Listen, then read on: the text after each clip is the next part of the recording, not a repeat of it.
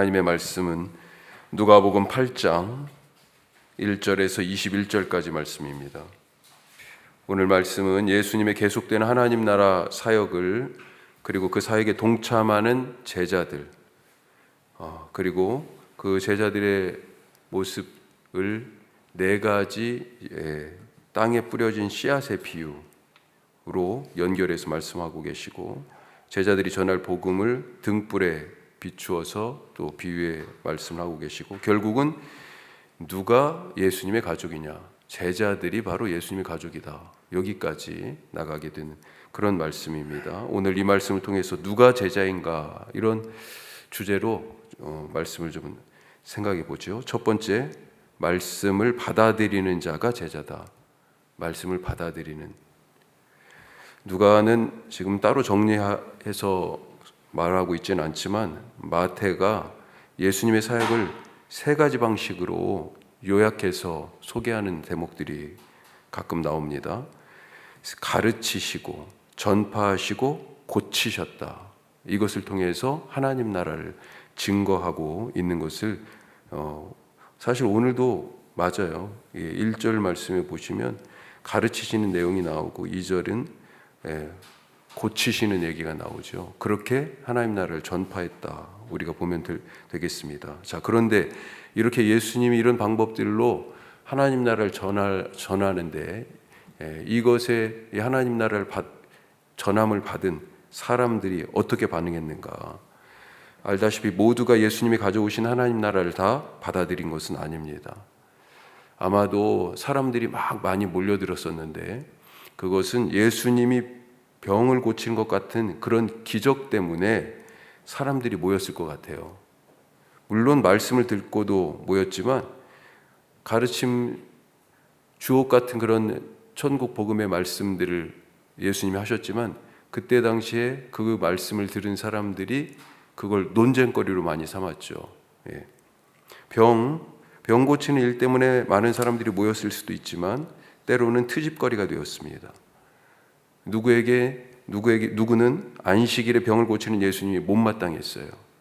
그래서 그런 걸 계속 트집을 잡았죠. 예수님의 생활 방식도 마음에 안 들었습니다.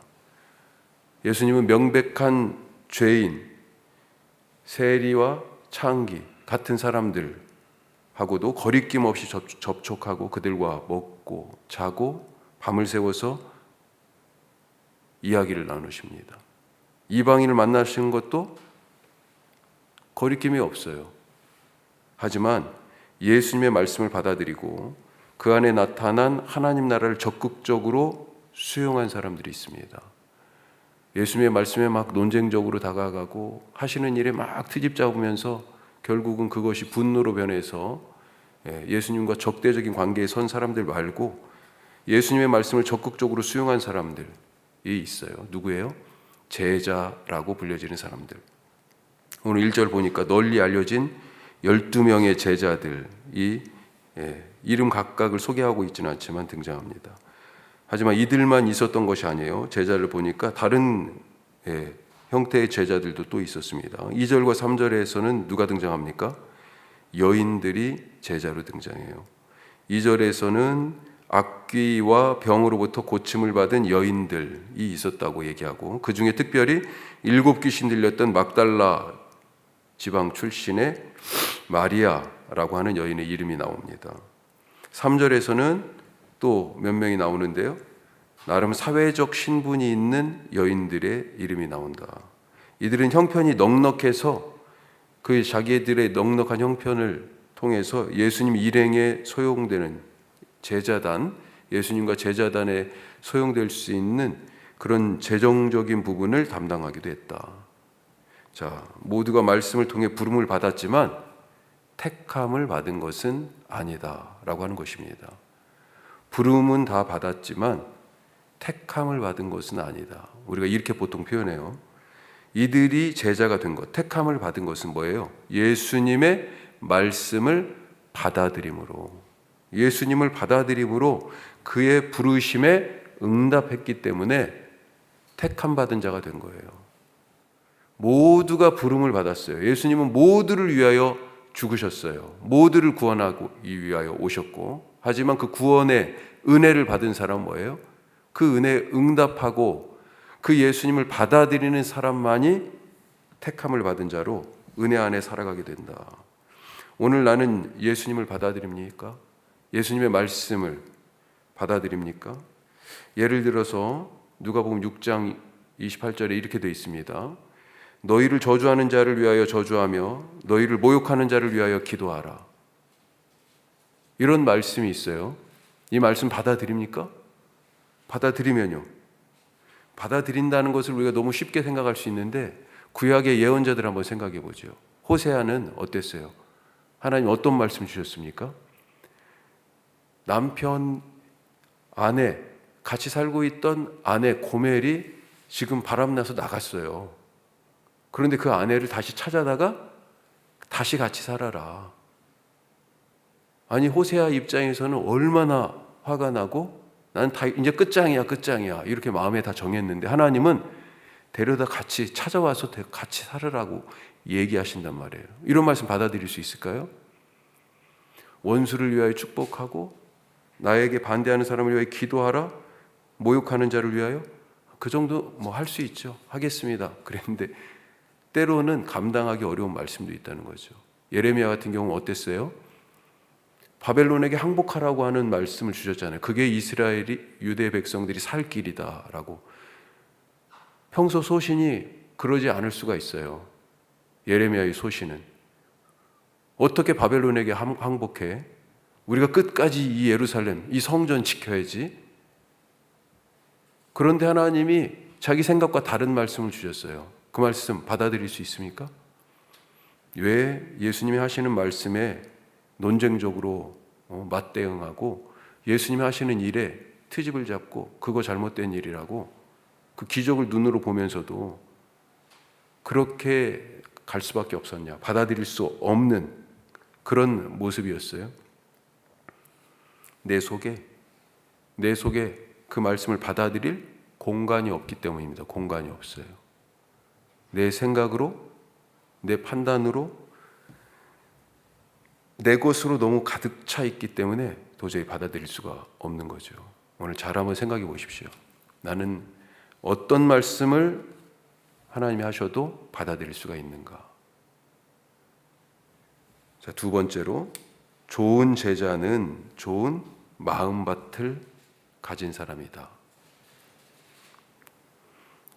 누가는 예수님에게 남성 12명의 제자뿐만 아니라 다양한 여성 제자들도 있었다. 이렇게 소개하면서 소위 씨 뿌리는 자의 비유를 들려줍니다. 우리가 익숙하게 잘 알고 있는 마태복음 13장의 비유의 말씀하고 같은데 살짝 뭔가 다른 뉘앙스가 있죠. 같은 말씀이에요. 씨 뿌리는 자가 뿌린 씨가 길에 마태복음 돌밭으로 나오는데 여기는 바위 위에 그리고 가시떨기에 그리고 좋은 땅에 각각의 씨가 떨어집니다. 제자들이 비유의 뜻을 조용히 묻죠. 그러자 예수님이 친절하게 설명을 해주십니다. 씨는 뭐라고 되어 있습니까? 말씀이라고 되어 있네요. 말씀. 그리고 땅은 사람이네요. 사람. 각각 다른 씨가 닿는 땅은 뭐뭐하는 자요. 그렇게 나중에 해설을 해주시죠. 사람으로 나옵니다. 사람. 좀 더 구체적으로 얘기하면 각 사람의 다른 마음이라고 볼 수 있겠어요. 밭이 다르니 결과가 다릅니다. 똑같은 씨가 뿌려졌지만 어떤 것은 땅에 닿지 않아서 마귀가 와서 새로 표현되는데 마귀가 와서 먹어버립니다. 믿음을 가질 기회조차도 없어요. 또 누구는 기뻐하며 말씀을 들었어요. 은혜를 많이 받은 것 같습니다. 하지만 뿌리를 내리지 못해 뿌리가 없다고 되어 있습니다. 습기가 없다. 작은 시련에도 금세 배반하고 돌아섭니다. 누구는 어느 정도 뿌리도 내리고 믿음이 성장하는 것 같아요. 하지만 세상의 염려와 재물에 대한 욕망, 그것이 주는 즐거움이라고 하는 가시덤불에 가려가지고 더 이상 자라지 못해서 결국은 열매를 맺어야 되는데 열매를 맺지 못한다. 안타깝죠. 그리고 그 중에 누구는 착하고 좋은 마음으로 말씀을 듣고 지켜서 인내로 100배를 결실하게 된다. 자, 아시는 것처럼 예수님의 이 천국 복음에 대한 사람들의 네 가지 태도의 사람들을 말해줍니다. 그 중에 좋은 땅으로 결실하는 게 앞서 말한 제자들이다. 이렇게 우리가 볼 수 있겠죠. 자, 똑같은 씨앗이지만 결과가 다른 이유. 씨앗이 문제가 아니라 바로 밭이 문제다. 땅이 문제다. 사람이 문제다라고 하는 것입니다. 오늘 나는 그런 점에서 어떤 사람, 어떤 땅입니까? 내 마음은 예수님의 말씀이 뿌리 내리고 자라고 결실하도록 인내하는 그런 땅입니까? 예수님의 말씀을 품은 사람은 사람의 말을 쉽게 튕겨내지 않습니다. 그 말씀을 다 품었잖아요. 사실 길가도 튕겨져 나가는 거고 바위도 튕겨져 나가는 거고 다 튕겨져 나가는 거예요. 어떻게 해야 좋은 마음밭의 사람이 될까? 여기 에스겔서 말씀이 하나 있습니다. 제가 읽어드릴게요. 에스겔 36장 26, 27절 말씀인데 어떻게 해야 좋은 마음밭의 사람이 될까요? 또 새 영을 너희 속에 두고 새 마음을 너희에게 주되 너희 육신에서 굳은 마음을 제거하고 부드러운 마음을 줄 것이며 또 내 영을 너희 속에 두어 너희로 내 율례를 행하게 하리니 너희가 내 규례를 지켜 행할 것이라. 내 율례를 행하고 내 규례를 지켜 행하는 말씀대로 살아가는 삶이 어디에서 나와요? 내 영을 너희 속에 두어.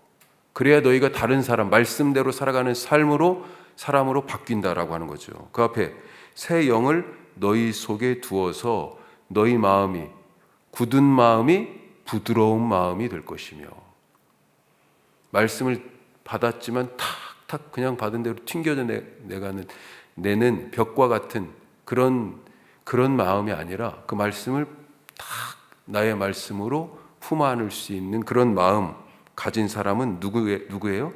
새 영이 부어진 사람. 오늘 어떤 땅의 사람으로 살아가기를 원하십니까? 좋은 땅의 사람, 말씀을 품어 안고 그 말씀대로 행하여 제자로 불려질 수 있는 100배를 결실하는 인생, 그러기 위하여 새 영, 하나님의 성령을 구하시는 그런 기도가 우리 가운데 있기를 바랍니다.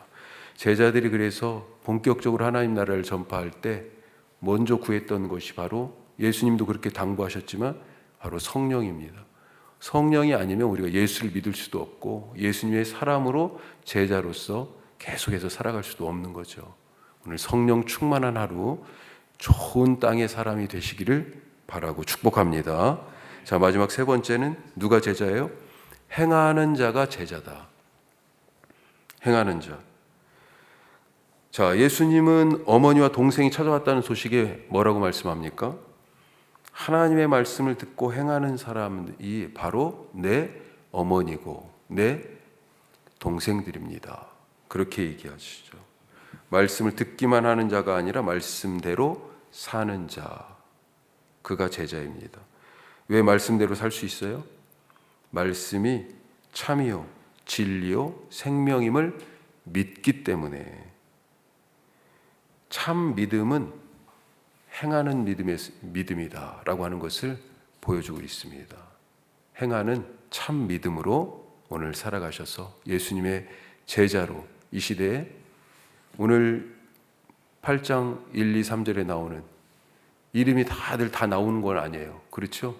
다 이렇게 사실 뭉텅이로 나오는데 우리가 사실은 우리 각자 이름은 설령 역사책에 우리의 이름이 기록되지 않는다 할지라도 우리 각각의 삶을 통하여 하나님 나라의 역사가 이루어지는 것을 믿고 오늘도 주님이 기뻐하시는 제자의 삶을 살아가시기를 축복합니다. 기도하겠습니다. 오늘 누가 제자인가라고 하는 말씀으로 말씀을 받아들이는 자가 제자다. 어떤 말씀이든지 다 받아들일 각오가 돼 있으세요? 말씀을 받아들이지 못하는 이유는 무엇입니까? 내 마음에, 내 삶에 하나님의 말씀이 들어올 공간이 있어요? 또 좋은 마음밭을 가진 사람이 바로 제자다. 또 그 말씀대로 믿고 행하는 자가 바로 제자다. 예수님의 가족이다. 예수님은 그렇게까지 말씀하셨습니다. 주님, 그렇게 예수님의 제자로, 예수님의 가족으로 사는 오늘 하루 되게 하옵소서. 기도하시고, 계속 말씀드립니다만 우리 노순자 권사님 잘 회복되고 잘 드시고 걸으실 수 있도록 기도해 주시고, 박동은 자매가 어제 캄보디아에 스리랑카에 도착해서 이제 사역을 일을 출근한다고 연락을 해왔어요. 위에서 기도해 주시기 바랍니다. 3월 30일까지. 그리고 우리 새 학교 새로운 학년이 시작되고 학기를 맞았습니다. 또 근무지가 바뀌신 분들도 계시고요. 하나님 함께 하셔서 우리 자녀들에게는 지식의 영을 부어주시고 우리 모두에게 건강한 그런 봄날이 되도록 기도해 주시기 바랍니다. 오늘 수요 말씀마당과 선교 동역지도 또한 생각하면서 같이 함께 기도하겠습니다.